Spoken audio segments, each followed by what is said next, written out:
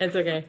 It's about streaming live now. It says very cool. Okay, well, welcome, Miss Staci Gardenheir. I love your last name, by the way. It's like it sounds so elegant, Gardenheir. Anyway, welcome. We pronounce it Gardenheir. Oh, That's the way. so like the whole thing of me loving your last name is not even the right way. I love this. Thank you for, okay, it's garden what? Gardenheir. I know it doesn't make any sense. Why can't it be garden heir? Like you're an heir to the throne. Okay, Gardenheir. Okay, beautiful. Okay, so welcome everybody. If you are catching this live, please comment where you're coming in from. If you're catching the replay, hashtag replay. As always, Sabrina Maurice here, coming to you live from down under in New Zealand. So kia ora. And I'm hoping this video finds you happy, healthy, wealthy, and well. I know some of you are watching this as you're going to bed and just hanging out and laying down. Oh wait, no, making dinner. Because last night was bedtime. People were like, I was watching this in bed. And I'm like, that's so cool, with my husband. And we loved it. To sleep. Huh? I said I was nursing Iris to sleep while I was watching last night. That is very cool. Yeah, so Miss Staci here is a mom of 4, and she currently lives over in Green River, Wyoming. Staci is a doula and supporting her family through pregnancy, through pregnancy, birth, and postpartum. And then after experiencing your own life loss last year, you've found a lot of healing and supporting others that are going through like miscarriages, stillbirths, and infant loss. So it's a really great privilege to have you here because I feel like this isn't a topic that a lot of people talk about, infant loss. And so it's a great topic to focus on. Plus, you also stand for truth, autonomy, and freedom of choice, especially when it comes to birthing. So I'll hand it over to you to share your backstory, a little bit about your birth story from last year, and then, we'll just wrap back and forth. My first 2 babies, I had a hospital birth. Didn't really even know what a doula was. I just kind of did the thing that most people do, just like, oh, that just seems like an extra expense that I don't need. And then just kind of like randomly, I like started looking into doula work, like being right. doula was. And I found a training that wasn't too far for me. So I went and I attended like this 2-day training and I was like, oh, okay, now I get it. Okay. Mm-hmm.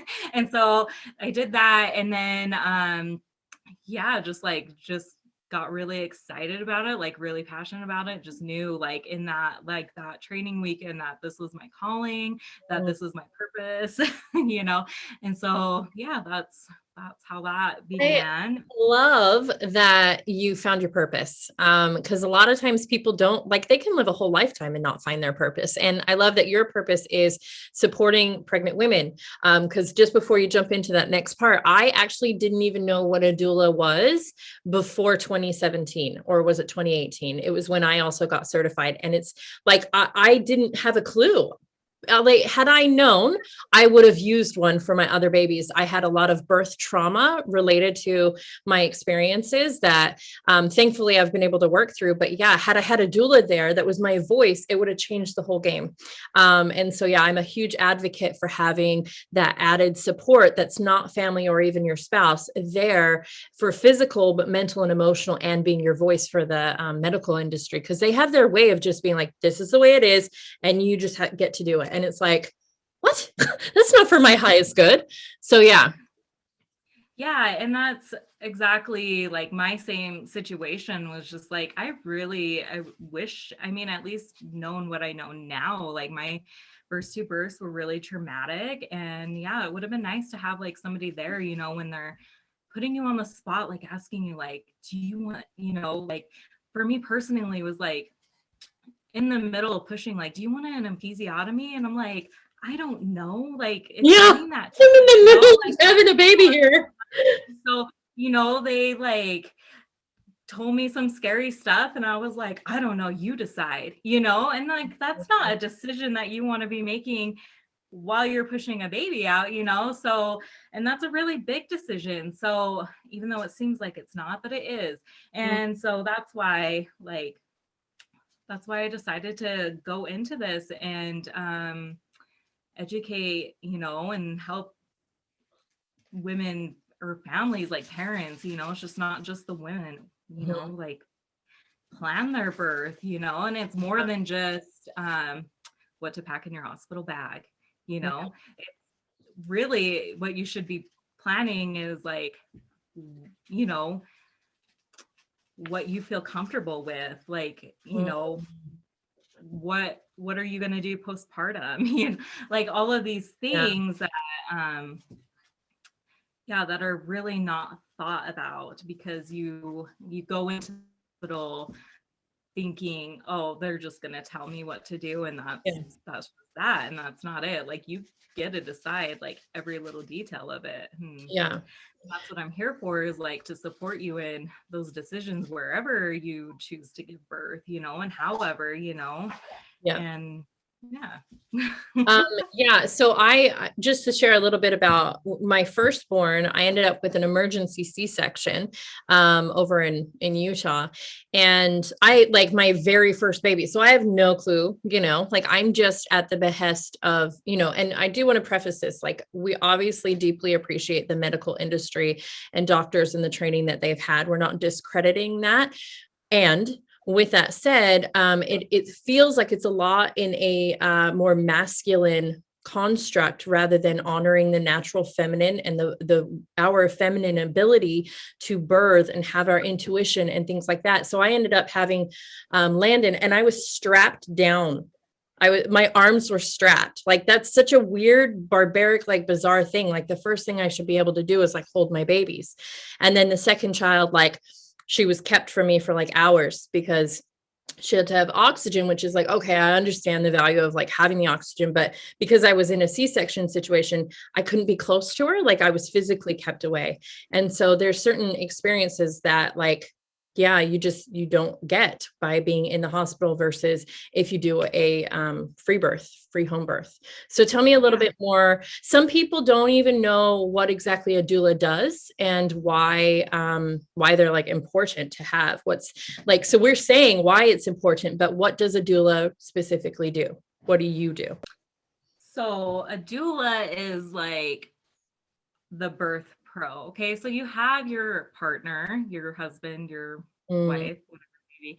And like, they're there to support you. They're there, but they don't know like all of the things, you know, that might come up, and your doula is there to like inform you, like we know what to expect. Like, we're passionate about birth. So we're going to, you know,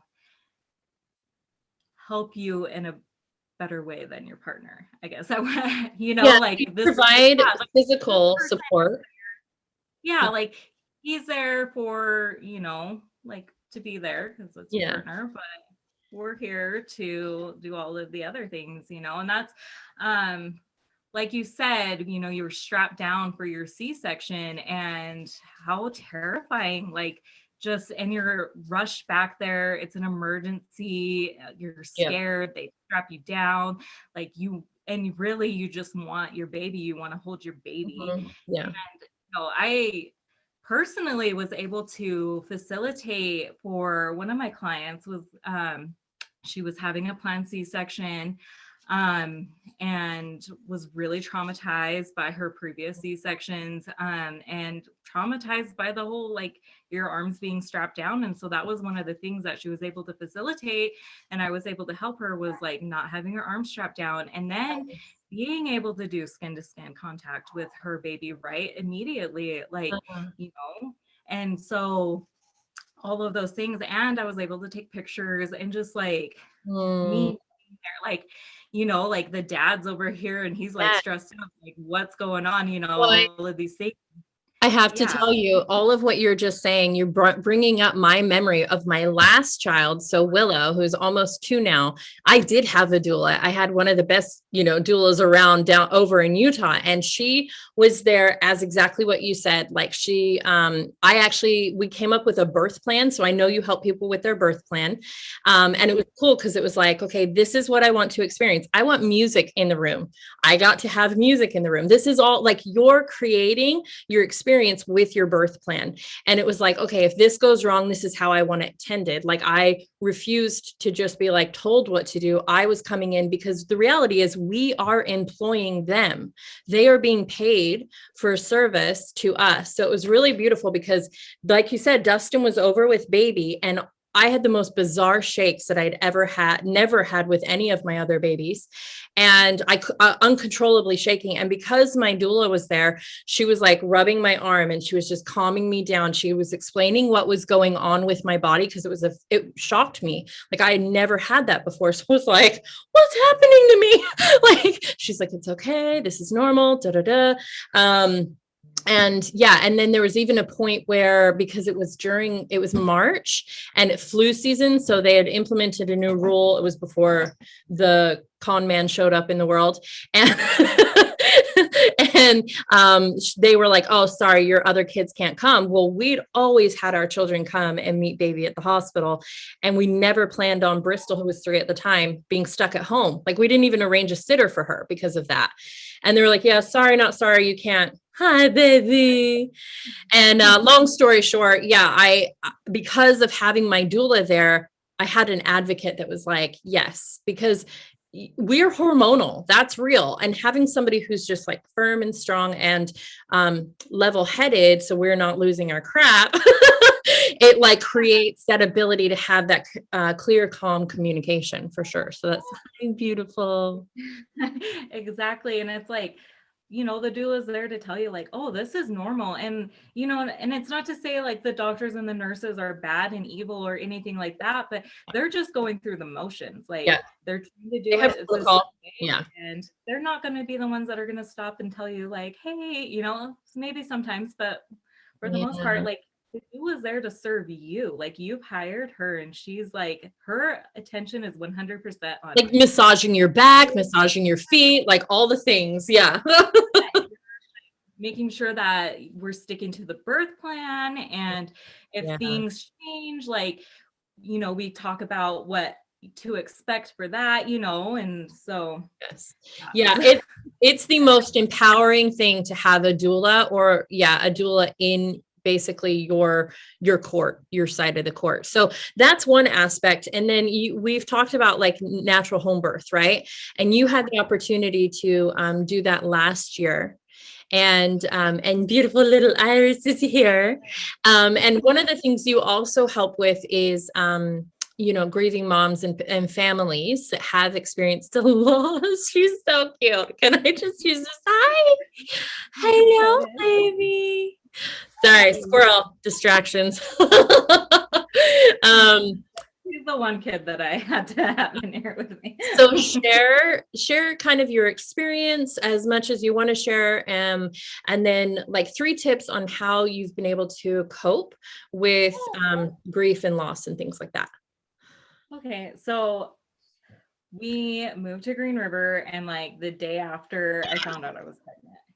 And then I soon found after that there are like, I knew I wanted a home birth, and then I found out there were no home birth midwives here. And so I called around to a few different midwives and seeing if someone would travel, and I just like was really stressed out about it, and it just didn't feel right. And I was like, so probably she has lots to say about it too. Yeah. Hi, baby. And so it was really, really stressful, and I felt like they weren't going to make it anyway. Like my last birth, it was an induction, but it was really fast, and I just didn't want that stress of them not showing up and like relying completely like on them. So then my fiance John, he was just like, why don't we just do it ourselves? And the moment he said that, like all of the stress was gone. Like I felt relieved and it felt right.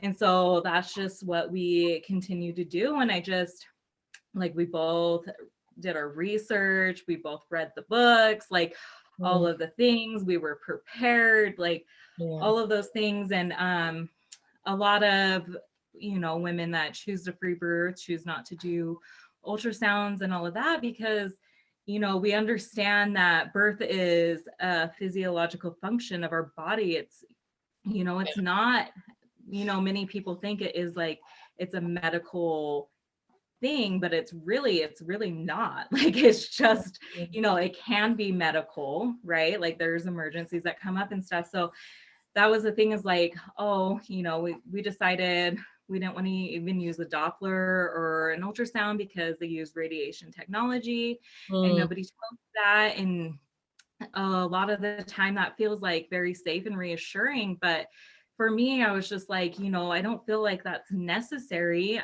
My body knows what to do. It's done it twice before. Like, I got this.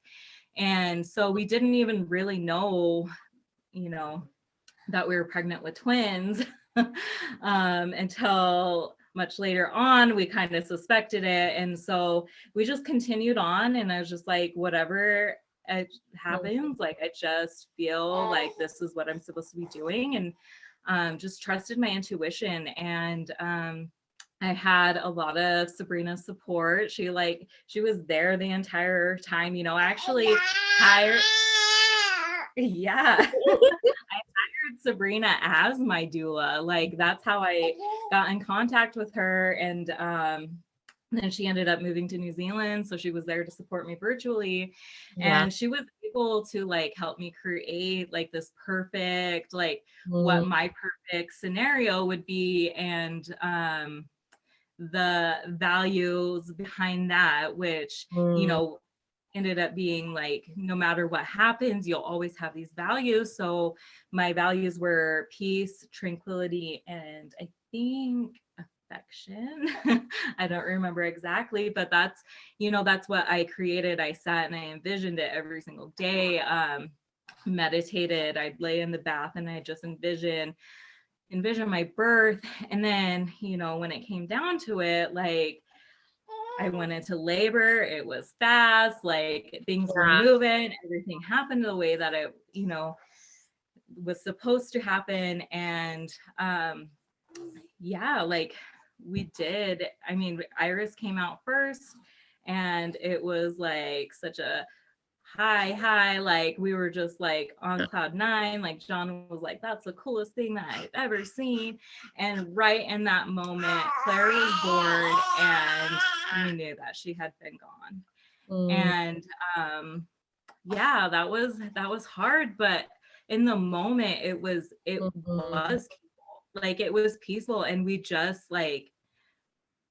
accepted it, and we just picked her up and we held her and loved on her. And you know, like we're in a bit of shock but you know, and I just feel like that's the way that she wanted it to be. Like she wanted us to be at home and not in the hospital. And I feel like if I had done anything differently, like I wouldn't have been honoring them in the way that they're supposed to come into the world. And I have had some positive feedback on that, and I've had some really negative feedback, but I know that that is my truth. I was very, very in tune and very connected to my babies. And so yeah, that's yeah. And you definitely, you knew you were pregnant with twins. You were like, yeah, I'm pretty confident I've got twins, you know? And yeah, I was, so originally I was coaching you as well, like doing coaching with you and integrating with the doula aspect of being there as a virtual support. And so, yeah, it was, it was interesting when you gave me the call and it was like, Claire didn't make it, and that shock. And then you had this peace around you. And I know that like grief it's a rolling journey because of the fact that like, Iris is hitting milestones that Claire would be as well. And so it's like, what do you do? What are your tips for women who have experienced loss, whether it was stillbirth or miscarriage? Do you have anything? I think really like the main thing is like allow yourself to feel the things, like all of the things, like allow yourself to cry, allow yourself to be angry, allow yourself like whatever it is. And like both John and I have like had our things where he's just like, I need to go drive and play some metal music and like just get this out.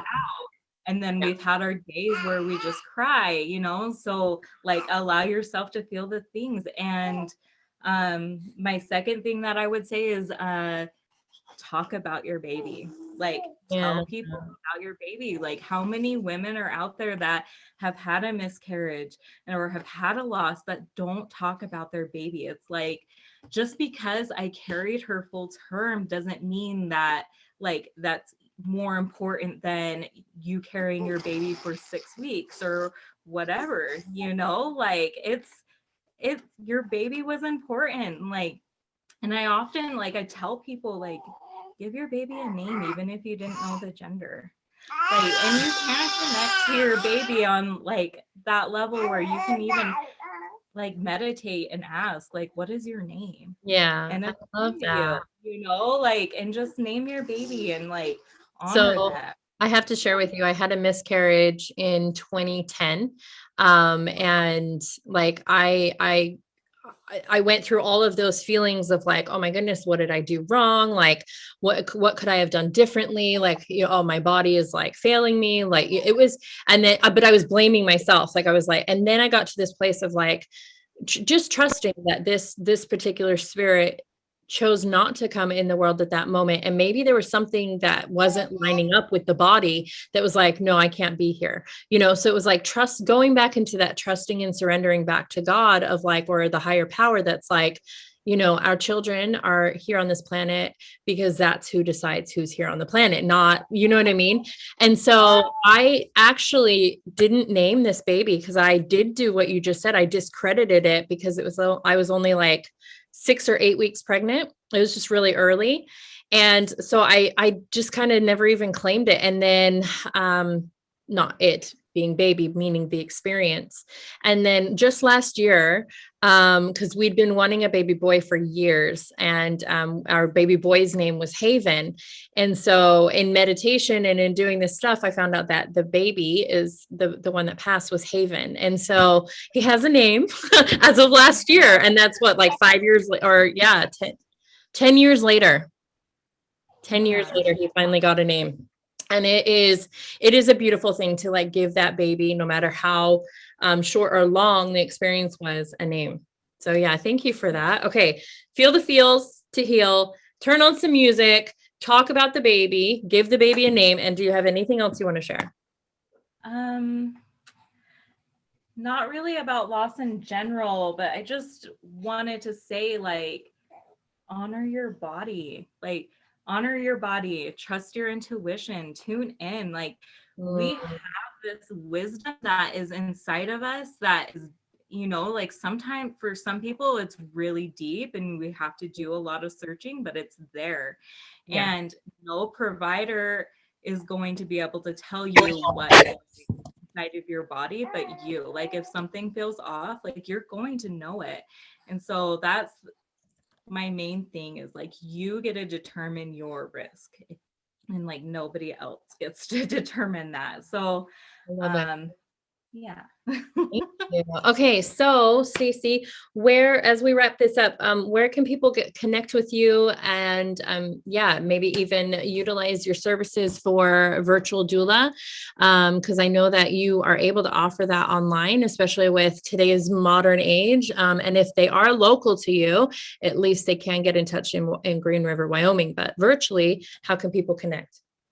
So directly on Facebook would be really awesome. It's, I'm Staci Gardenheir on Facebook. Gardenheir. And I have an Instagram account. It's Indigo and Violet Doula. So there's those two, but Cool. I mean, messaging me directly is on Facebook is probably the best way. Cool. Get in contact. And I do free consultations. So, Cool. you know, I might not be the doula for you, and that's totally fine. I support you. I support you if you decide to not have a doula, if you decide you want to ask me for a recommendation on a different doula, like I support all of that, because like this is your birth and you get to choose who you have involved, and which I feel like is very important because it affects your energy. Like who is in the room affects your energy. So, you know, that is important to me. Like if you have someone in the room that you do not feel comfortable with, and that is like putting some fear into your head or stressing you out or anything like that, like you're going to close up and like nothing's going to happen. It's true. Yeah. You know? So that's my thing is like find someone that you feel comfortable with, that feels like good to you, that is supportive. Yeah. And I would love to add, you just made me realize that I didn't share this part. So I didn't have Staci necessarily as a birth doula for a baby, but I migrated. For those of you that don't know, I migrated from New Zealand, from America in Wyoming over to New Zealand in a matter of 3 days. And Staci was there with me, for me, just at times holding me, like literally the support, a migration. What would you call that? Migration during a global pandemic doula. Like nuts time. Like if those of you that are in America or like Wyoming, Utah, this was the time that all the kids went on to spring break and then they didn't go back. Like this was like when it very first started. It was crazy. Like you were just such a godsend. Like seriously, there was even a point where I was on the ground moaning as if, because it felt like I was birthing I was birthing a new reality, and in destructing the old construct and paradigm of my reality. And this paradigm shift, thank goodness I had you, because you seriously made it like I was on the ground at one point moaning like I was birthing. I was like, oh, you know, that noise. And you remember that, right? It was so, I was like, I feel like I'm giving birth. And you're like, I was thinking the same thing. Yeah. And it was amazing to have you there. Anyway, what were you going to say? Oh, I don't remember. Oh, anyway. So yeah.